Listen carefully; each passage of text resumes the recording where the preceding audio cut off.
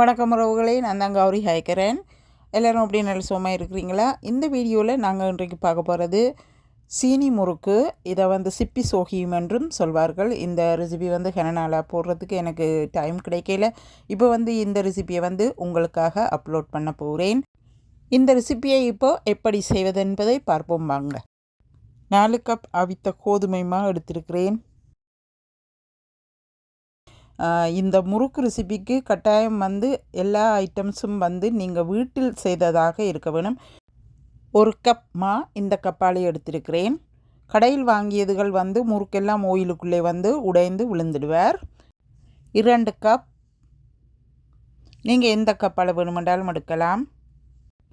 3 cup, 4 cup வறுத்த அரிசிமா 1 cup,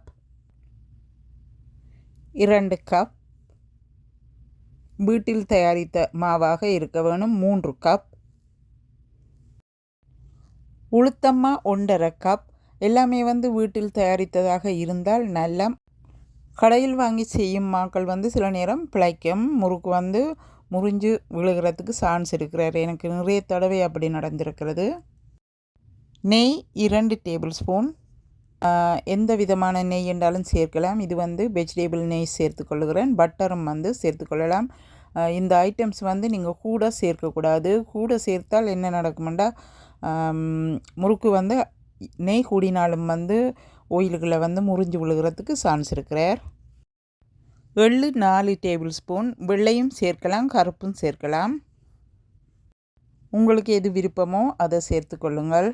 இப்போ தேங்காய் பால் காய்ச்சி வச்சுருக்கிறேன். தேங்காய் பால் இல்லாமல் நீங்கள் சுடுதண்ணியிலையும் சேர்த்து குழைக்கலாம். தேங்காய் பால் கொஞ்சம் வாசமாக வித்தியாசமாக இருப்பார். ஆனால் தேங்காய் பாலில் செய்கிறது நிறைய நாளைக்கு நீங்கள் வச்சிருக்கலாது. 1 மாதத்துக்கு வைத்திருக்கலாம். சுடுதண்ணீரில் செய்தீர்களாக இருந்தால் நிறைய நாட்களுக்கு வைத்திருக்கலாம். இந்த முறுக்கு தேங்காய் பாலில் செய்வது அந்த தேங்காய் பால் வாசம் முறுக்கில் இருப்பார். அந்த மாதிரி சுவையாக இருப்பார். நீங்கள் உடனே ஏதாவது ஃபங்க்ஷனுக்கு வேணுமென்று சொல்லிச்சின்னா தேங்காய் பாலில் செய்யலாம். இப்போ 2 நிமிடங்கள் இந்த பாலை ஆற விட்டுட்டு இப்போ கொஞ்சம் கொஞ்சமாக விட்டு மாவுக்குள்ளே கொஞ்சம் கொஞ்சமாக சேர்க்கிறேன். சேர்த்து குழைக்கிறேன். நிறைய மாவாக இருக்கிறபடியினால் சுடுதண்ணீர் கூட ஆறிடக்கூடாது. நிறைய மாவாக இருக்கிறபடியினால் 2 நிமிடம் ஆற விட்டால் காணும். அதற்கு பிறகு மாவுக்குள்ளே சேர்த்து சுடுதண்ணீராக இருந்தாலும் சரி, பாலாக இருந்தாலும் சரி, இடியப்பம் மாதிரி குழைத்தெடுத்தால் சரி, அவ்வளோதான். உப்பு ஒரு 1/2 டீஸ்பூன் சேர்க்கிறேன். மில்கை கொஞ்சம் கொஞ்சமாக சேர்த்து குழையுங்கள். இடியப்பத்துக்கு குழைப்பது போல் குழைத்தெடுத்தால் சரி, வேறு ஒரு வித்தியாசமும் இல்லை. இப்போ பாருங்க, நான் குழைத்தெடுத்துட்டேன். எப்படி இருக்கிறேன்னு பாருங்க. நன்றாக ஒரு தடவை அடித்து பிசைந்தெடுங்கள் மாவை. அப்போதான் நல்லா கட்டிப்பதம் இல்லாமல் இருந்தால் முறுக்குரலில் பிழிந்தெடுக்கும் போது ஈஸியாக இருப்பார். இப்போ மா நன்றாக குழைத்தெடுத்துட்டேன். இப்போ பாருங்கள் எப்படி இருக்கிறேன்னு சொல்லி. இப்போ இந்த மாவை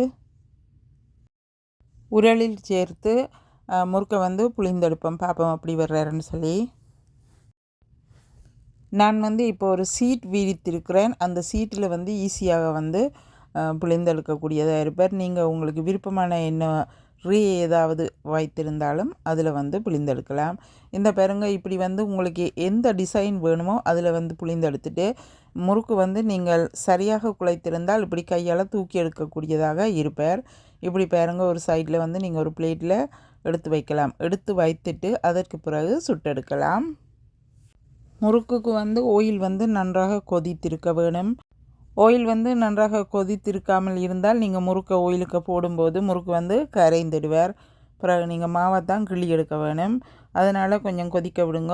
கொதிக்க விட்டுட்டு சுட்டெடுக்க சரி. எனக்கு இப்படி இரும்பு சட்டி தான் விருப்பம் எனக்கு ஓயில் ஐட்டத்துக்கு. அதனால் இந்த சட்டி இலங்கையிலிருந்து வேண்டிக்கணும்னா நீங்கள் ஒன்றும் அப்படி கிடைக்கல. முறுக்கு ஐட்டம் 6லிருந்து 7 நிமிடங்கள் தான் கூடுதலாக பொரிக்கிறது. அந்த ஓயிலின் கொதிப்பு அடங்கும் போது நீங்கள் எடுக்கிறது சரியாக இருப்பார். நீங்கள் முறுக்க போடும்போது அந்த ஓயில் வந்து கொதண்டு கொதிப்பார். அந்த கொதிப்பு வந்து அடங்கணும். அப்படி அடங்கும்போது முறுக்கு எடுக்கும்போது சரியாக இருப்பார். இல்லைன்னு சொல்லிச்சுன்னா ஒரு முறுக்கு வந்து சரியாக வந்து ரெடியாகி இருக்க மாட்டார். இப்போ பாருங்க முறுக்கை வந்து நம்ம வெளியில் எடுக்கிறேன்னு பாருங்க அப்படி இருக்கிறேன்ட்டு ஒன்றுமே வந்து ஓயிலுக்கு உடையும் இல்லை ஒன்றும் இல்லை, பக்குவமாக அப்படியே வருகிறார் பாருங்க. இந்த பாருங்க எப்படி இருக்கிறேன்னு சொல்லி. அவ்வளோதான் இந்த முறுக்கு ரெசிபி. இப்போ இந்த முறுக்கு எல்லாத்தையும் எண்ணெய் இழுக்கிற அந்த பேப்பரில் வந்து நீங்கள் ஒரு பாத்திரத்தில் சேர்த்துக்கொள்ளணும். டிசைன் வந்து உங்களுக்கு எந்த மாதிரி டிசைன் வேணுமோ நீங்கள் அதில் வந்து உரல்ல புழிந்தெடுக்கலாம். அதே சமயம் வந்து கையாலையும் வந்து இந்த சிப்பி சோய் வந்து செய்தெடுக்கலாம். இப்போ வந்து நான் இந்த முறுக்குகளை கொஞ்சம் கொஞ்சமாக பிழிந்தெடுத்து எல்லாத்தையும் வந்து சுட்டு ஒரு பாத்திரத்தில் வந்து ஒரு சைட்டாக வைத்து இப்போ வந்து காய விட்டுருக்குறேன் பாருங்க. இப்படி வந்து பேப்பர் போட்டு வந்து நீங்கள் இப்படி காய விட வேணும். அப்போ தான் முறுக்கு வந்து சேஃபாக இருப்பார். பேப்பரில் வந்து அந்த ஓயில் வந்து இழுக்க வேணும். அதற்கு பிறகு தான் வந்து நன்றாக ஆறின பிறகு தான் சீனி பானை காய்ச்சி சேர்க்க வேணும். நான் ஆல்வேஸ் வந்து இப்படி வந்து எல்லாம் மூடிட்டு வந்து நன்றாக ஓயில் இழுக்கிறதுக்கு ஃபர்ஸ்ட் டே விட வேணும். விட்டுட்டு அடுத்த நாளுக்கு பிறகு தான் சீனி காய்ச்சி விட வேணும். இப்போ வந்து 2 பெரிய கிண்ணத்தில் வந்து முறுக்குகள் வந்து ரெடி ஆகிருக்கிறார். எல்லாம் வந்து அடுத்த நாள் தான் நான் இப்போ வந்து சீனி பானி காய்ச்சி விட போகிறேன். இப்போ சீனி பானி எப்படி காய்ச்சி விடுறதுன்றதை பார்ப்போமாங்க. 2 பாத்திரம் நிறைய வந்திருக்கிறார் பாருங்க எப்படி இருக்கிறாருன்னு சொல்லி. நன்றாக ஆறி எல்லாம் ரெடியாக இருக்கிறார். அடுத்த நாள் தான் சீனி பானி காய்ச்சி விட போகிறேன். இப்போ சீனி பானி காய்ச்சறது பாருங்க. மா அளந்தெடுத்த அதே கப்பால் வந்து 2 கப் சீனி எடுத்துருக்கிறேன். உங்களுக்கு விருப்பமான அளவுக்கு நீங்கள் சீனி வந்து கூடவும் சேர்த்துக்கொள்ளலாம். 1 கப் வந்து தண்ணீர் எடுக்கிறேன். 1 டேபிள் ஸ்பூன் வந்து ஏலக்காய் பவுடர் சேர்க்கிறேன். ஏலக்காய் பவுடர் சேர்த்தா தான் அந்த முறுக்குட வாசம் வரும். சிலருக்கு விருப்பமில்லாட்டி நீங்கள் சேர்க்காமையும் விடலாம். ஏலக்காய் பவுடர் சேர்த்தா தான் முறுக்குட வாசம் வரும். இதில் நான் சேர்த்துருக்கிற எல்லா ஐட்டம்ஸும் ஏலக்காய் பவுடர், எள்ளு, தேங்காய்ப்பால், நெய் இவையெல்லாம் சேர்த்தா தான் இந்த முறுக்கு வந்து மிகவும் சுவையாக வருவார். மா ஐட்டம்ஸ் வந்து உங்களோட அளவுக்கு ஏற்ற மாதிரி நீங்கள் சேர்த்துக்கொள்ளலாம். ஒரிஜினல் அரிசி மாவாக இருந்தால் வீட்டில் நீங்கள் செய்கிற மாவாக இருந்தால் கூட கப்பும் சேர்க்கலாம், பிரச்சனை இல்லை. இப்போ வந்து வெள்ளமாக வந்து 3 கப் சேர்த்தீர்களாக இருந்தால் அரிசி மா 2 கப், உளுத்தமாக வந்து 1 கப்பும் சேர்க்கலாம். 1/2 டீஸ்பூன் வந்து உப்பு சேர்த்தா சரி. அவ்வளோதான். முறுக்கு வந்து பெரிய கஷ்டமண்டு இல்லை. இந்த சீனி முறுக்கு சீனி பானியை வந்து நன்றாக காய்ச்சி எடுக்க வேணும். சீனி பானியை வந்து நீங்கள் காய்ச்சிட்டு பதம் பார்க்கணுமெண்டா கையால் தொட்டு பார்க்கும்போது அது கொஞ்சம் சூடாக இருக்கும்.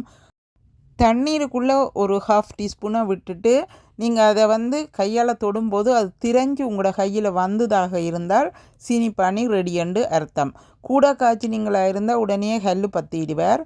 இப்படி நீங்கள் வந்து முறுக்குக்கு நீங்கள் விடக்கூடியதாக இருப்பார். இப்படி விட்டுட்டு இப்படி மிக்ஸ் பண்ணிவிட்டு நீங்கள் ஒரு 1 hour 2 hours விடணும். அதற்கு பிறகு தான் அந்த சீனியோட அழகு வந்து அந்த முறுக்கில் வந்து தெரிவார்.